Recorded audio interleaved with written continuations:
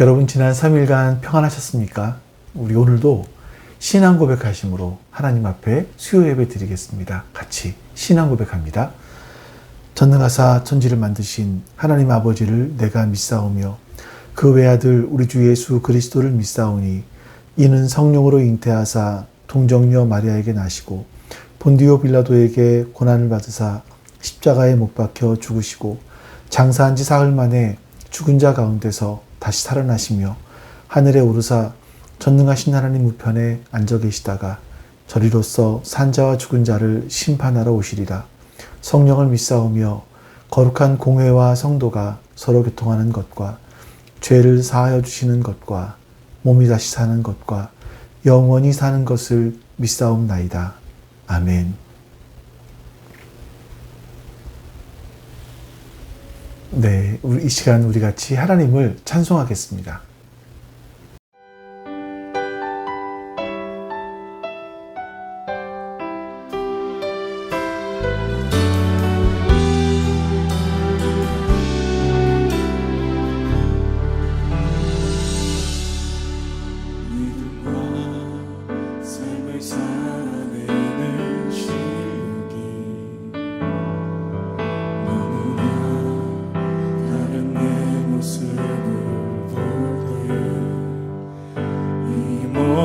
모습도 주가 사랑하실까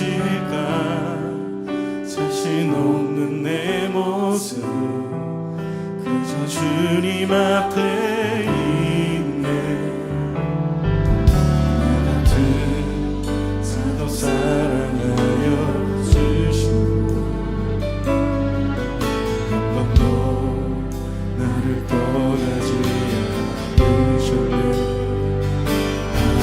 속에 주를 작게 여긴 나 잊지 않으시고 내 손 잡아주시네. 오직 주님 안에 두려움 없네. 고난을 통해 날 만드심을 믿네. 주님만이 내 모든 것 되시네.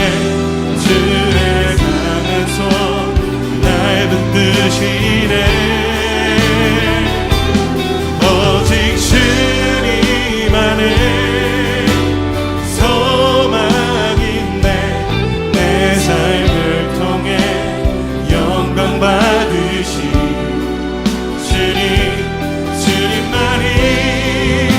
모든 것 되시네.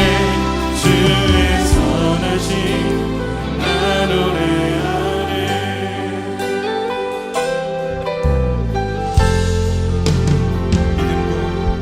믿음과 삶을 살아내는 실력이 너무나 다른 내 모습을 볼 때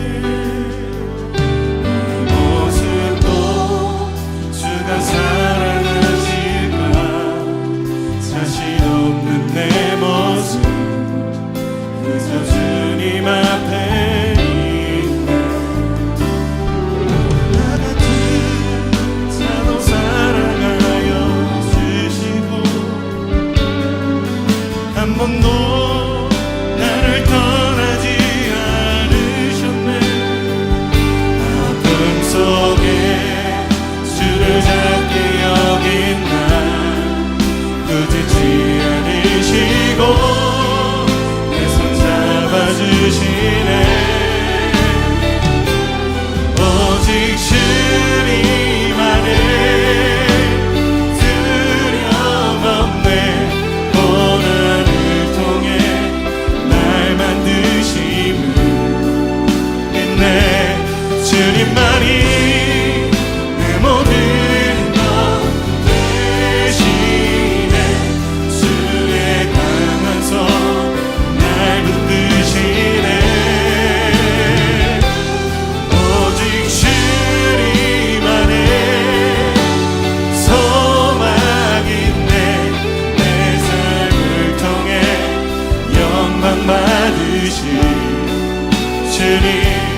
주님만이 내 모든 것 대신에 그렇습니다. 오직 주님 안에 오직 주님만에 드려본데 오늘을 통해 날 만드신 믿네 주님만이 내 모든 것 대신에 주의 강한 손 날 붙드시네 오직 주님 안에 소망 있네 내 삶을 통해 영광 받으신 주님만이 내 모든 것 대신에 주의 선하신 주의 선하신 주의 선하신 주의 선하신 주의 선하신 나 노래하네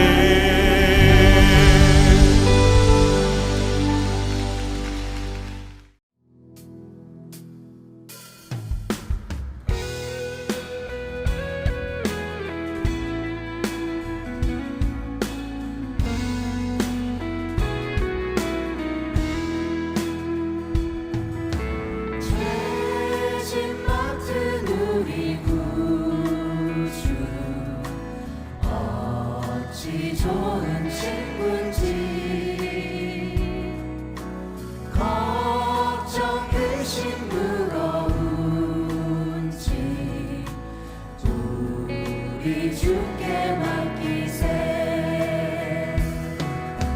주께 고함 없는 고로 그렇지 못하네 사람들이 어찌하여 아래 주를 모를까 지연 걱정 모든 괴로움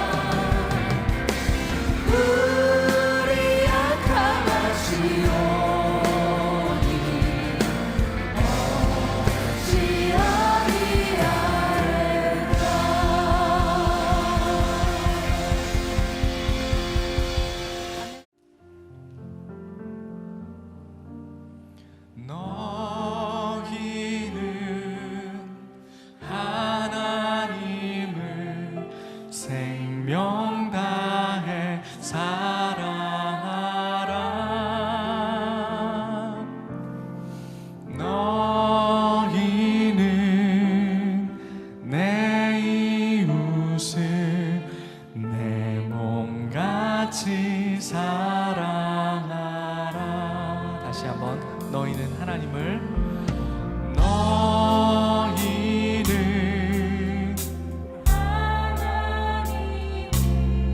생명 다해 사랑하라. 너희는 내 이웃을 내 몸같이 사랑하라. 사람아 주께서 선한 것이 무엇인지 너희에게 보이셨으니 오직 의를 행하며 이인자를 사랑하며 주와 동행할지어다. 사람아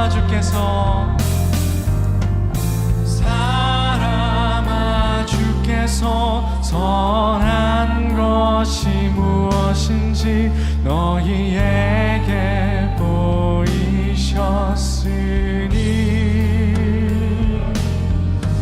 오직 의를 행하며 이인자를 사랑하며 주와 동행할지어다.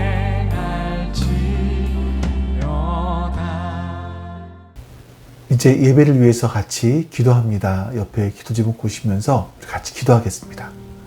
내 아버지 하나님, 사랑이 감사합니다. 내 선하신 분께서 함께 백성을 해주시고 우리에게 주의 은혜를 베풀어 보기 주시옵소서. 못하니 하나님 말씀을 나눌 때에 성령 하나님께서 내 우리와 함께 해주셔서 모든 것 하나님의 선하신 역사를 이루어갈 수 있도록 내어주고 도와주시옵소서. 나 오늘 도우시는 그들을 우리에게 주의 은혜를 베풀어 얻으리라. 주시옵소서. 여호와께 돌아가자. 우린 돌아서도 그는 변치 않네. 아버지 하나님, 오늘도 우리 주 앞에 예배할 수 있는 은혜를 주셔서 감사합니다. 하나님, 그 은혜가 우리 가운데 넘침을 고백합니다. 하나님의 사랑하심이 우리 가운데 넘쳐나고 하나님의 복주심이 우리 가운데 넘쳐나고 있음을 주 앞에 고백합니다. 그 은혜를 기억하며 감사함으로 오늘도 예배할 수 있도록 도와주시옵소서. 하나님께서 오늘 예배를 받으시길 소망합니다. 우리 주 예수 그리스도의 이름으로 기도하옵나이다. 아멘. 네, 오늘 우리 하나님 말씀 보겠습니다. 하나님 말씀은 누가복음 6장 20절에서 26절까지 말씀이에요. 누가복음 6장 20절에서 26절입니다. 예수께서 눈을 들어 지자들을 보시고 말씀하셨다. 너희 가난한 사람들은 복이 있다. 하나님의 나라가 너희의 것이다. 너희 지금 굶주리는 사람들은 복이 있다. 너희가 배부르게 될 것이다. 너희 지금 슬피 우는 사람들은 복이 있다. 너희가 웃게 될 것이다. 사람들이 너희를 미워하고 인자 때문에 너희를 배척하고 욕하고 너희의 이름을 악하다고 내칠 때에는 너희는 복이 있다. 그날에 기뻐하고 뛰놀아라. 보아라, 하늘에서 받을 너희의 상이 크다. 그들의 주상들이 예언자들에게 이와 같이 행하였다. 그러나 너희 부요한 사람들은 화가 있다. 너희가 너희의 위안을 받고 있기 때문이다. 너희 지금 배부른 사람들은 화가 있다. 너희가 굶주리게 될 것이기 때문이다. 너희 지금 웃는 사람들은 화가 있다. 너희가 슬퍼하며 울 것이기 때문이다. 모든 사람이 너희를 좋게 말할 때에 너희는 화가 있다. 그들의 수장들이 거짓 예언자들에게 이와 같이 행하였다. 아멘. 성경을 보시면 소아시아라는 지명이 종종 나옵니다. 소아시아 그러면 우리가 지금 별로 쓰는 말이 아니라서 좀 어색할 수 있는데요. 좀 지도를 보면서 설명을 한번 드리겠습니다. 여러분들이 보시는 가운데 가장 가운데 있는 게 이제 노란색으로 되어 있는 게 아시아죠. 그래서 아시아는 북아시아, 동서남북, 중앙아시아 이렇게 나뉘어 있습니다. 그런데 저쪽 왼쪽 편에 아프리카와 유럽 중간에 보시면 소아시아라고 작은 점으로 표시되어 있는 부분이 있습니다. 이 소아시아는 말 그대로 작은 아시아라는 뜻이거든요. 현재 여기는 터키, 그러니까 서부 지역, 바로 거기에 속합니다. 유럽과 아시아 대륙 사이에 있는 작은 반도를 가리킵니다. 이제 고대 그리스도인들이 이곳을 소아시아라고 부른 이유는요, 더 큰 아시아 대륙과 구별하기 위해서 사용한 명칭이다, 이렇게 말을 합니다. 이 소아시아 지역에는요, 여러분들이 많이 들었던 성경에서 소아시아라고 하는 지역 지명들이 굉장히 많이 나오는데, 그 중에 특히 요한계시록에 보면 이 소아시아에 있는 7교회에게 예수님께서 하신 말씀들이 나옵니다. 이 7교회를 향해서 책망하신 것들, 또 권고하시기도 하시고 어떤 약속의 말씀을 하기도 하셨습니다. 근데 이제 이 교회들 중에서 특별히 두 교회, 서머나 교회와 빌라델비아 교회만 예수님께 책망을 듣지 않았어요. 특히 이제 이 서머나 교회에 대해서 예수님께서 하신 말씀을 같이 한번 우리 읽어보겠습니다. 요한계시록 2장 9절부터 나옵니다. 나는 내가 당한 환난과 궁핍을 알고 있다. 그런데 사실 너는 부요하다. 또 자칭 유대 사람이라는 자들에게 내가 비방을 당하고 있는 것도 나는 알고 있다. 그러나 사실 그들은 유대 사람이 아니라 사탄의 무리다. 내가 장차 받을 고난을 두려워하지 말아라. 보아라. 악마가 너희를 시험하여 넘어뜨리려고 너희 가운데서 몇 사람을 감옥에다 집어넣으려고 한다. 너희는 열흘 동안 환난을 당할 것이다. 죽도록 충성하여라. 그리하면 내가 생명의 면류관을 너희에게 주겠다. 이 당시 서머나라는 지역은요, 친로마적인 성향이 굉장히 강한 그런 도시였다고 합니다. 주 26년에 로마 제국의 2대 황제였던 티베리우스가 이제 왕이 되죠. 이제 그러면서 로마 제국, 자기들이 다스리는 그런 점령지 각국에 로마 황제를 숭배하는 신전들을 세우도록 합니다. 서머나 역시 그 신전이 세워진 도시 중에 하나였다고 해요. 이 요한계시록이 기록된 시기는요, 이제 그 이후에 로마의 황제 숭배가 아주 극에 달했던 도미티아누스 황제 때였었습니다. 황제 숭배는요, 그 제국의 어떤 정신적인 통일을 위한 어떤 수단이었던 것 같아요. 로마 시민들은 매년마다 한 번씩 황제의 제단 앞에 가서 향을 피우고 무릎을 꿇고 이 카이사르는 나의 주님이시다, 이렇게 고백을 해야만 했다고 합니다.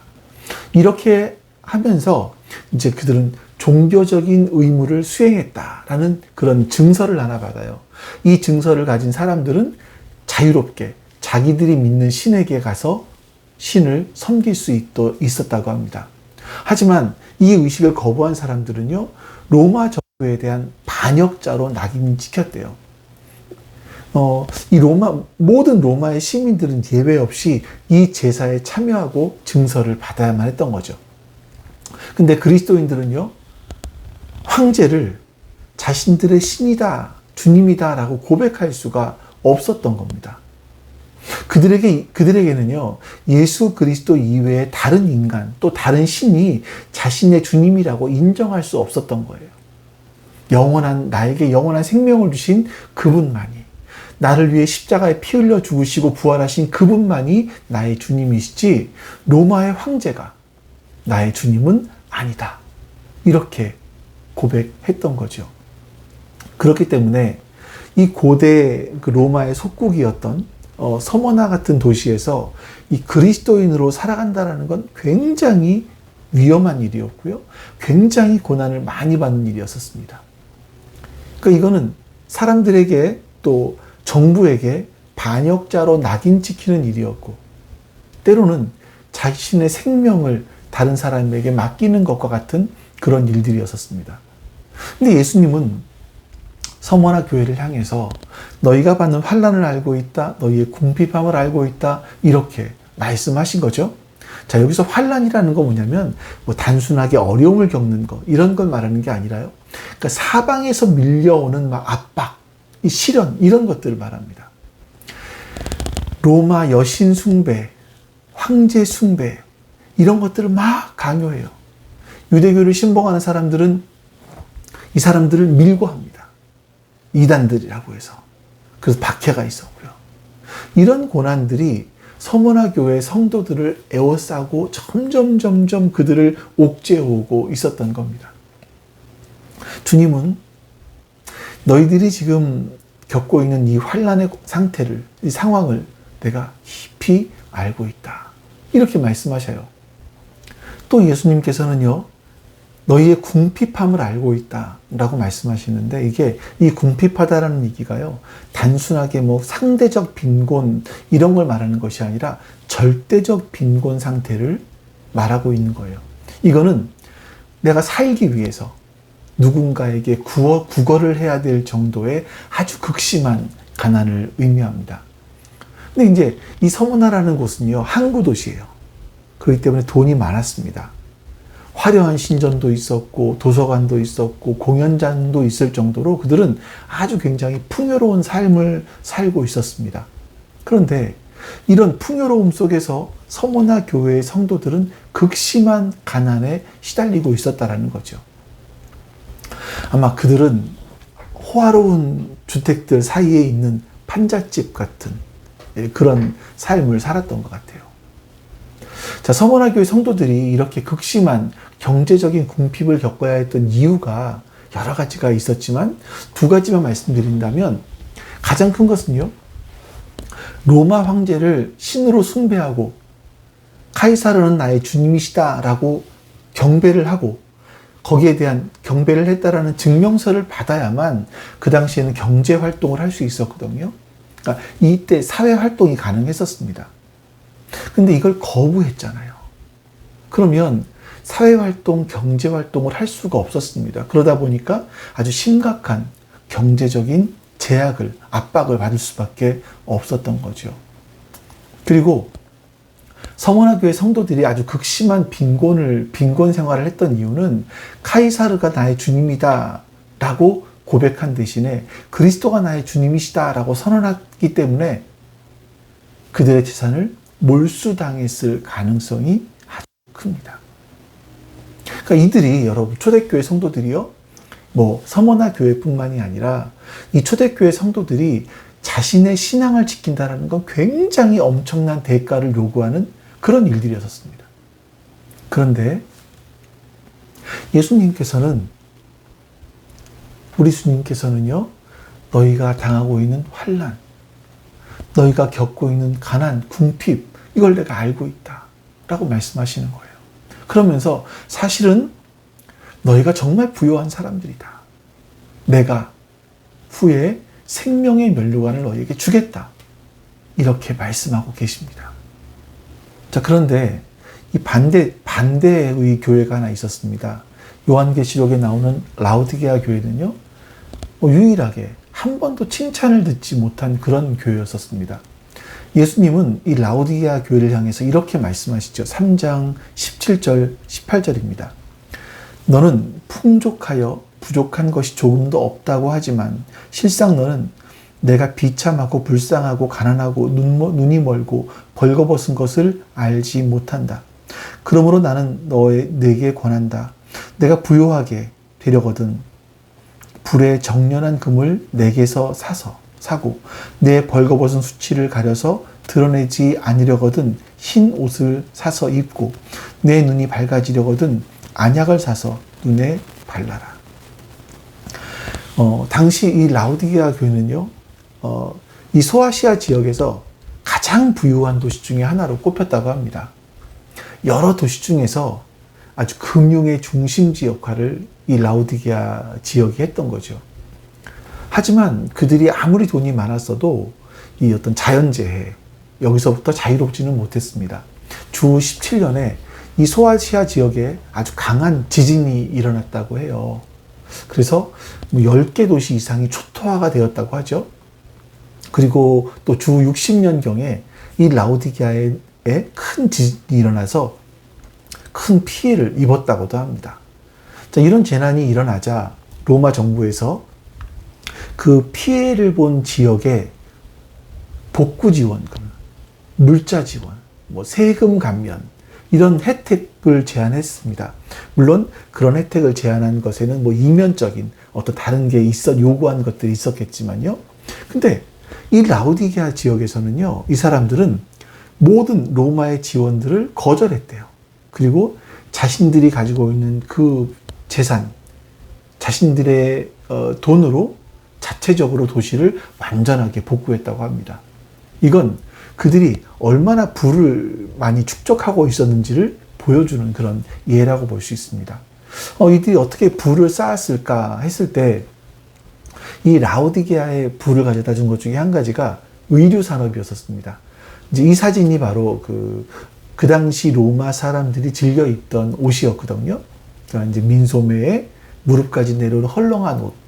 이게 라우디게아에서 주로 수출하는 수출품이었습니다.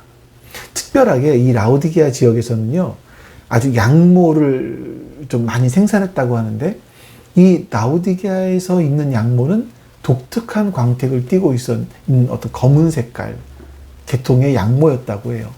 그래서 이 양모를 통해서 만든 옷들이 아주 굉장히 비싼 옷에 팔렸다고 합니다.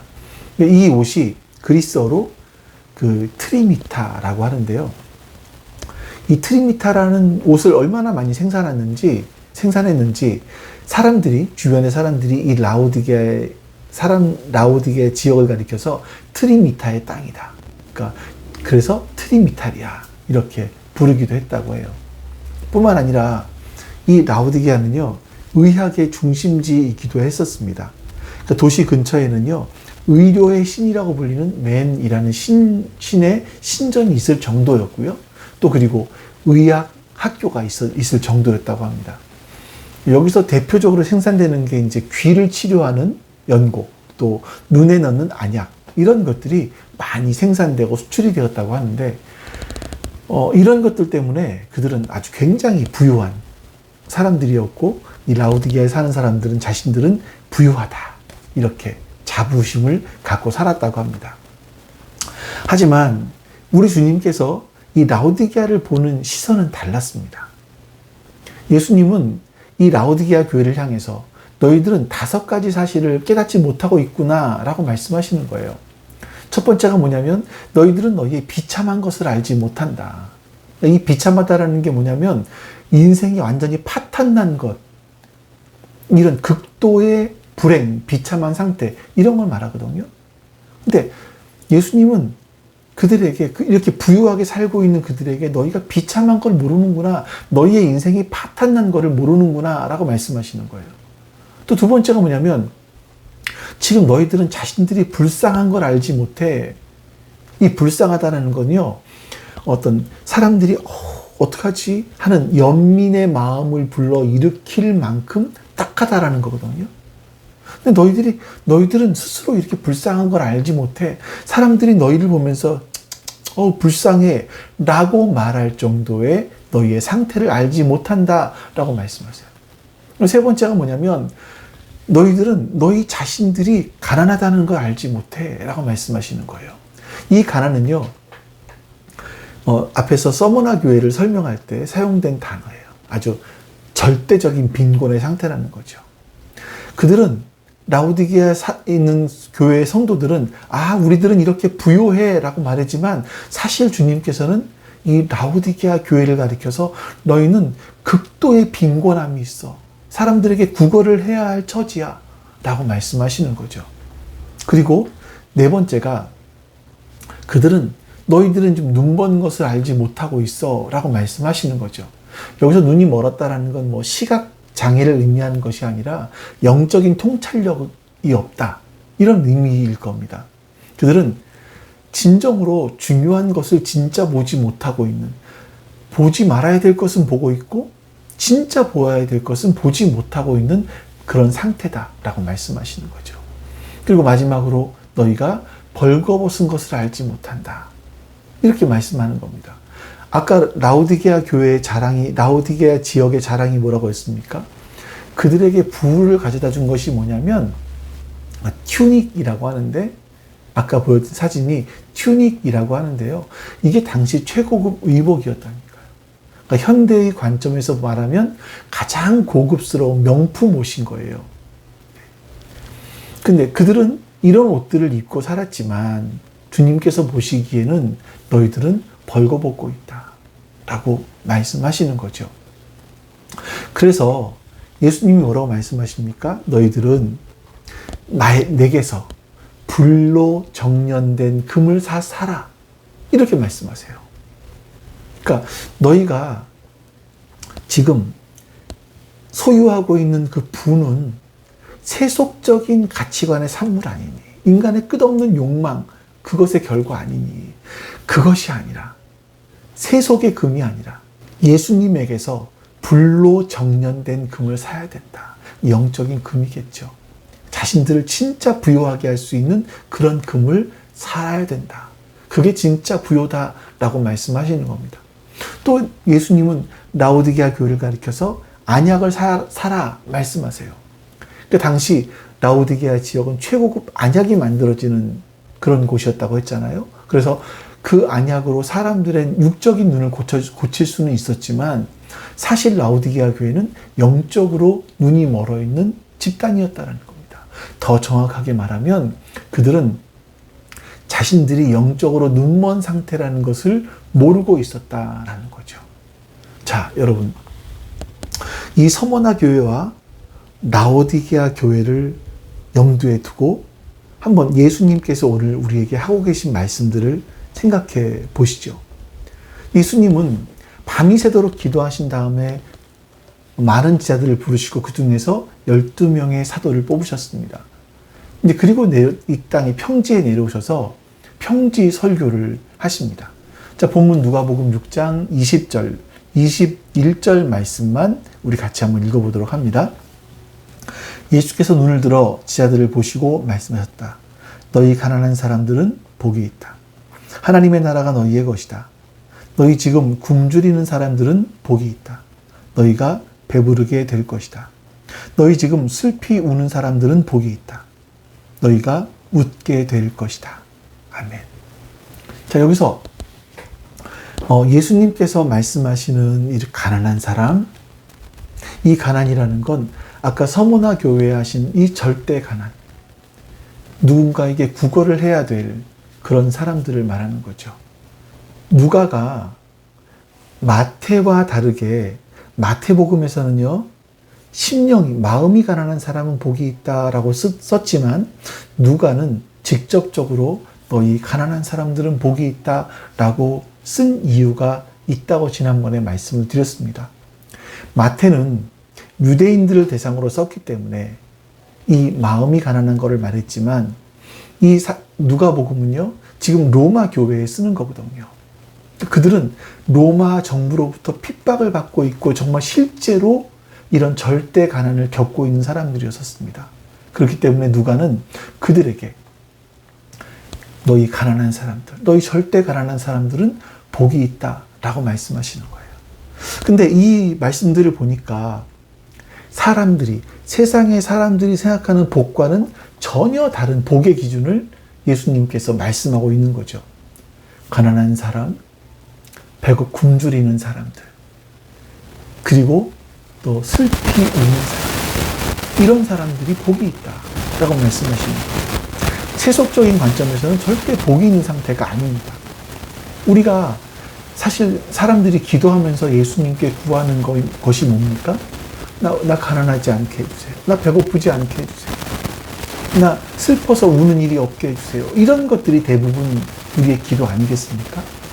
그런데 여기서 말하는 가난한 사람들, 배고픈 사람들, 울고 있는 사람들은요, 그러니까 세속적인 기준에서 말하는 것이 아니라 하나님 때문에 가난하게 된 사람, 하나님 때문에 지금 배고픈 사람, 하나님 때문에 지금 울고 있는 사람들을 의미하는 거예요.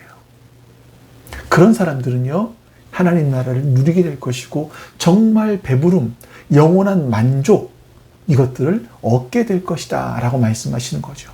또 하나님께서 하나님이 주시는 진정한 기쁨, 영원한 웃음을 얻게 될 것이다 라고 말씀하시는 겁니다. 이런 사람들이야말로 진짜 하나님 나라 백성으로서 살아가는 삶이다. 참된 그리스도입니다. 주님의 제자이다 라고 말씀하는 거예요. 앞에서 말씀하고 있는 서머나 교회의 성도들을 보면 바로 이런 복 있는 사람의 모습을 그대로 보여주고 있습니다. 그들은 황제 숭배를 거부했죠. 그래서 온갖 박해를 받았고 아주 극심한 가난을 겪어야만 했습니다. 예수님께서는 오히려 그들을 부요한 사람이라고 말씀하세요. 서머나 교회는요, 세속적인 가치가 아니라 그들을 예수님만을 삶의 목적으로 삼았기 때문에 그들이 진짜 부요한 사람이다 라고 말씀하시는 겁니다. 반대로 24, 25절 말씀에 보시면 경고에 대한 말씀도 나와요. 그러나 너희 부요한 사람들은 화가 있다. 너희가 너희의 위안을 받고 있기 때문이다. 너희 지금 배부른 사람들은 화가 있다. 너희가 굶주리게 될 것이기 때문이다. 너희 지금 웃는 사람들은 화가 있다. 너희가 슬퍼하며 울 것이기 때문이다. 예수님은요, 그래서 화가 있다라고 말씀하시는, 화가 있는 사람들에 대해서 말씀하시는데 이것도 세상적인 기준과는 너무나 다른 사람들을 말합니다. 여기서 보면 부요한 자, 배부른 자, 웃는 자, 이런 사람들은 세상의 관점에서 봤을 때 정말 보이는 사람들 아니겠습니까? 사람들은요, 조금이라도 더 젊었을 때 더 많이 소유하기 위해서 열심히 일합니다. 그래야 은퇴 후에도 부유한 상태를 그대로 유지할 수 있기 때문이겠죠. 또 현대인들은 먹는 것 굉장히 중요하게 여기는 것 같아요. 근데 먹는데 더 멋있는 장소에서 더 비싼 재료들로 음식을 먹으려고 하죠. 그래서 이것을 사진으로 찍어서 소셜미디어에 남기는 겁니다. 사람들이 야, 저 사람은 참 복 있는 사람이네 라는 거, 이걸 인정받고 싶어 하는 그런 마음인 것 같아요. 근데 예수님은 화가 있다라고 말씀하세요. 부요한 자, 배부른 자, 웃는 자, 이런 사람들은 화가 있다. 왜 화가 있냐면 이 사람들은요, 하나님을 목적으로, 삶의 목적으로 삼고 살지 않고 오직 세상의 가치만, 이런 세상의 가치만 쫓는 사람들이었기 때문이라는 겁니다. 이들은요, 이 세상에서 이미 자신들의 상을 다 받았다. 그렇기 때문에 하나님께 와서 상이 없다라고 말씀하세요.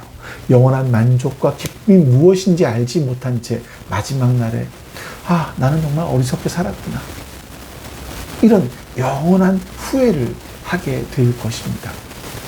예수님께서 칭찬을 하지 않으시고 오직 책망만 하신 라오디게아 교회 성도들이 바로 이런 부류에 속하는 것 같아요. 그들은 세상적으로 부유했습니다.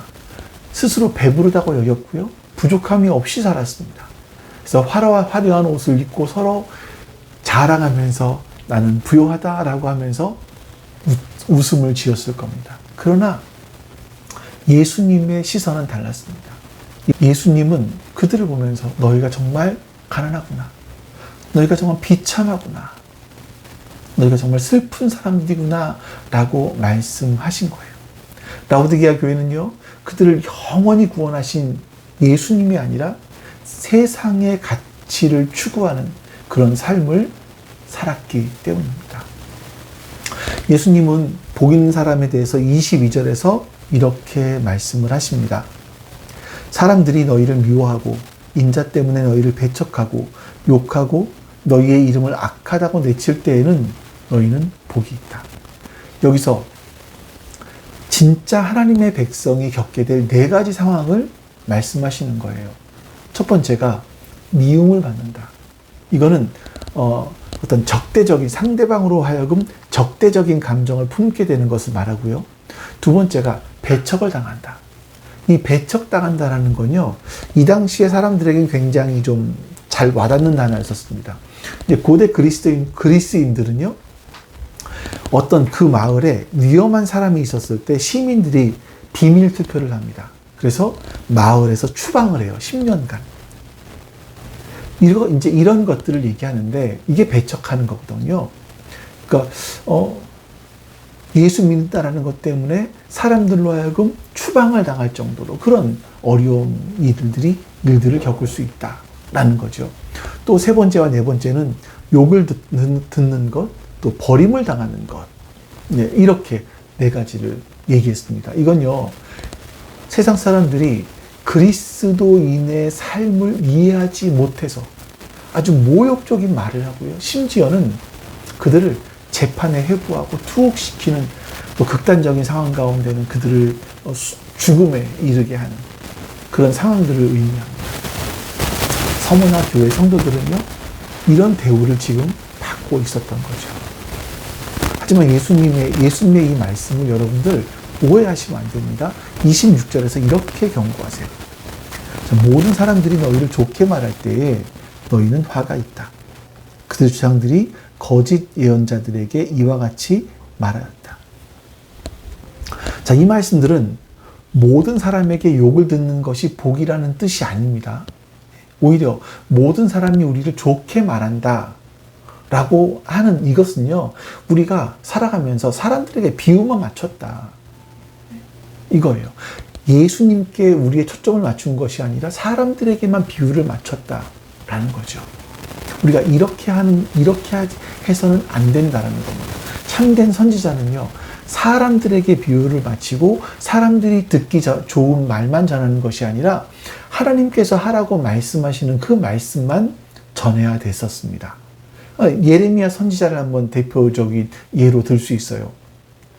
예레미야 선지자는요, 하나님의 말씀을 따라서 이스라엘 백성들이 우상 숭배와 거짓된 예배를 멈추지 않게 되면 너희가 70년간 바벨론 포로가 생활을 하게 될 것이다, 이렇게 예언을 했습니다. 이게 하박국과 같이 맥락이 이어지는 부분들이에요. 자, 이 말은 이스라엘 백성들에게 큰 충격을 줬었습니다. 그때 하나냐라고 하는 거짓 선지자가 나타나서 이렇게 말을 해요. 한번 말씀을 보죠. 나 만군의 주 이스라엘 하나님이 말한다. 내가 바벨로니아 왕의 멍에를 꺾어버렸다. 바벨로니아 왕 느부갓네살이 이곳에서 탈취하여 바벨로니아로 가져간 주의 성전의 모든 기구를 내가 친히 2년 안에 이곳으로 다시 가져오겠다. 또 유다 왕 여호야김의 아들 여고냐와 바벨로니아로 잡혀간 유다의 모든 포로도 내가 이곳으로 다시 데려오겠다. 나 주의 말이다. 내가 반드시 바벨로니아 왕의 멍에를 꺾어버리겠다. 여러분, 이스라엘 백성들의 입장에서 예레미야 선지자의 말을 더 신뢰하고 싶겠습니까? 아니면 이 하나냐 선지자의 말을 더 신뢰하고 싶겠습니까? 당연히 하나냐 선지자의 말을 신뢰하고 싶을 거예요. 근데 진짜 우리가 믿어야 되는 건 뭐냐면, 분별해야 되는 건 뭐냐면, 누가 진실이냐라는 거죠. 누가 정말 하나님의 말씀을 전하고 있느냐라는 겁니다. 근데 유대인들은요, 이 어느 말이 하나님의 말씀이냐라는 것보다 자신들이 믿고 싶은 거, 자신들이 듣고 싶은 말을 선택합니다. 그리고 예레미야 선지자를 핍박하기 시작을 해요. 거짓 선지자라고 매도하고 많은 고난을 겪게 합니다.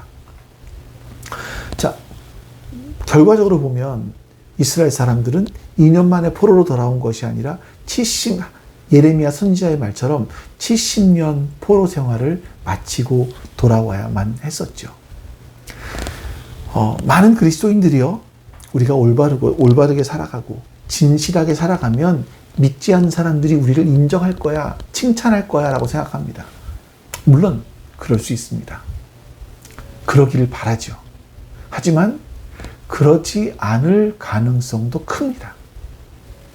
오히려 우리가 바르게 살아가려고 노력할수록 반대하는 사람들, 우리를 비난하는 사람들이 생길 가능성이 많습니다. 왜 너만 그렇게 유독 특별하게 살려고 해? 우리가 너 정말 이렇게 믿다가는 세상에서 도태될 거야, 이런 말을 듣게 될 수도 있는 거죠. 사실 그리스도인과 비그리스도인들은요, 같은 세상에 살아갑니다. 겉으로 보기에는 큰 차이가 없어 보이죠. 뭐 가정, 직장, 학교, 운동, 취미 별로 크게 달라 보이지 않습니다. 그러나 그리스도인과 비그리스도인 사이에 결정적인 차이가 있습니다. 비그리스도인들에게는요, 눈에 보이는 세상이 전부입니다. 반면 그리스도인에게는 눈에 보이지 않는 세상이 있다는 걸 압니다. 그래서 이 그리스도인들은요, 이 땅을 살아가지만 영원을 바라보는 삶을 살아가는 거죠. 예수님께서 오늘 말씀해 보시면 단순하게 그들이 미움을 받고 버림을 당하고 박해를 당하고 이래서 복이 있다라고 하신 말씀이 아니에요. 예수님은 인자로 말미암아 이런 일을 겪을 때 복이 있다라고 말씀하신 거예요. 인자, 그러니까 사람의 아들이라는 뜻인데 예수님 자신을 가리키는 말이죠. 예수님이 그리스도이심을, 예수님이 메시아이심을 믿고 살아가는 것으로 말미암아, 그 예수님을 메시아로 믿고 따름으로 말미암아 이런 일들을 겪을 때 너희가 복이 있다라고 말씀하시는 겁니다. 여러분, 우리는 많은 경우에 우리가 고난, 어려움들을 겪는 것이 예수님과 상관없이 겪는 일들이 많이 있죠. 단순하게 내가 다른 사람의 의견, 계획 이런 걸 반대하다가 어려움을 겪는 것이 있을 수 있고요. 또 내가 저지른 잘못, 실수 때문에 내가 어떤 벌을 받거나 고난을 당하거나 이럴 수도 있습니다. 또 내 성격 때문에, 이 성격적인 결함 때문에, 미숙함 때문에, 인격적인 미숙함 때문에 비난을 받는 경우들이 있어요. 또 마지막으로 보면 또 어떤 광신적인 행동, 이것 때문에 어려움을 우리가 겪을 수도 있습니다. 근데 이것들이 인자로 말미암아 고난을 겪는 것은 아닙니다. 그리스도인들이 예수 그리스도로 인해서 고난과 박해를 당할 때 우리가 가져야 될 태도가 있습니다. 이것이 뭐냐면 23절 말씀에 나오는데 같이 읽어볼까요? 그날에 기뻐하고 뛰놀아라. 보아라, 하늘에서 받을 너희의 상이 크다. 그들의 주상들은 예언자들에게 이와 같이 행하였다. 자, 우리가 인자로 말미암아, 예수님으로 말미암아, 예수님을 메시아로 그리스도로 믿는 것으로 말미암아 박해를 받으면 그때 너희가 기쁨이 가득 찬 환호성을 질러라, 이렇게 말씀하시는 거예요. 그 이유가 뭐냐면 너희가 하늘에서 받을 상이 크기 때문이다, 이거죠.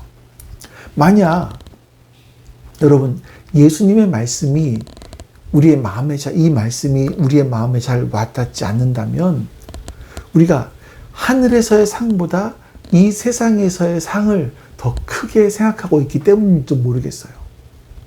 하지만 여러분, 그 날, 우리가 어떤 미래의 어떤 그 날을 어떻게 바라보느냐에 따라서 우리의 오늘의 삶이 달라져요. 결정지어지죠. 예를 들어볼게요. 대학 입시를 준비하는 학생들이 있습니다. 그들에게 수능 날이 바로 그 날이에요. 미래의 그 날이잖아요. 그러면 그 날을 위해서 공부, 건강, 이런 어떤 몸의 그 컨디션 이런 것까지 그날에 맞춰서 최선을 다하면서 오늘을 준비하는 겁니다. 그 날에 대한 목표가 있는 사람들은 오늘을 준비해요. 이런 예를 들 수도 있겠죠. 결혼을 앞둔 예비 부부는요, 결혼식 날이 그날이지 않습니까? 그러면 그 날을 위해서 오늘을 정성껏 준비합니다. 다이어트부터 시작을 해서 요즘 결혼이라는 게 결혼식을 말하니까 사진 이쁘게 나오기 위해서 다이어트도 하고 뭐도 하고 마사지도 받고 그 날을 위해서 오늘을 준비하는 거죠. 그 날이 중요하면 중요할수록 오늘을 더욱더 성실하게 최선을 다해서 살아가는 겁니다. 반대로 내가 생각하는 그 날이 별로 대수롭지 않아요. 그럼 그냥 오늘 대수롭지 않게 설렁설렁 살아가게 될 겁니다. 자, 우리 그리스도인들에게 바로 그 날이 있습니다. 주님이 다시 오실 그 날이 있습니다. 그 날은 우리가 주님 앞에 서서 우리의 모든 삶의 행동들을 심판받게 될 날이에요. 그날을 소중하게 여기면, 그날을 정말 중요하게 여기면 우리는 매일매일 주님과 함께 신실하게 살아갈 겁니다. 그러나 그날을 중요하게 여기지 않은 사람, 그래서 오늘을 대충대충 살아갔던 그런 사람들은 이 땅에서 부유하고 배부르고 유쾌하며 웃으며 살아갈 수 있겠지만, 이 땅에서의 마지막 호흡이 끝난 그때 하나님 앞에서 난 정말 어리석게 살았구나 라고 후회하게 될 겁니다. 반대로 영원한 그날을 준비하면서 가난하지만, 줄이지만, 울지만, 그러나 그런 어려움 가운데도 주님을 목표로 삼고 살아갔던 사람들은 주님 안에서 같이 기뻐하고 배부르고 부요함을 누리게 될 겁니다. 여러분, 잊지 마시기 바랍니다.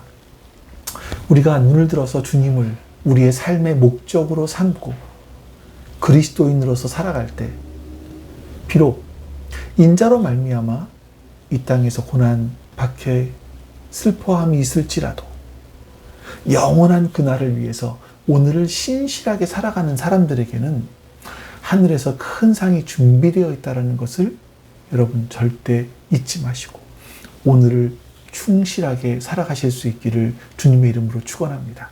우리 같이 이 시간 기도하겠습니다. 기도합니다.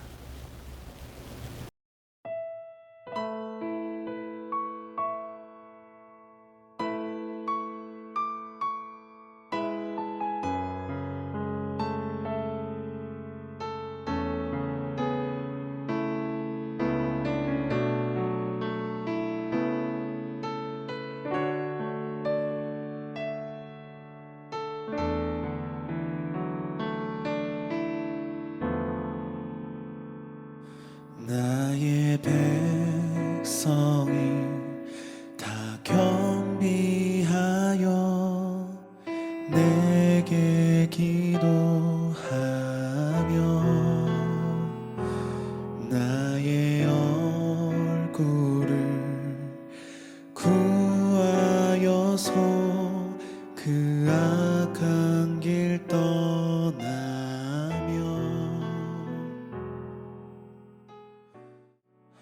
하늘에서 듣고 죄를 사하며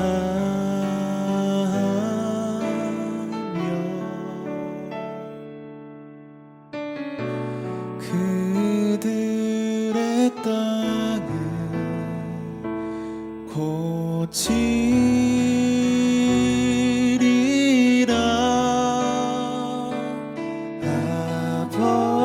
아버지여 고쳐주소서.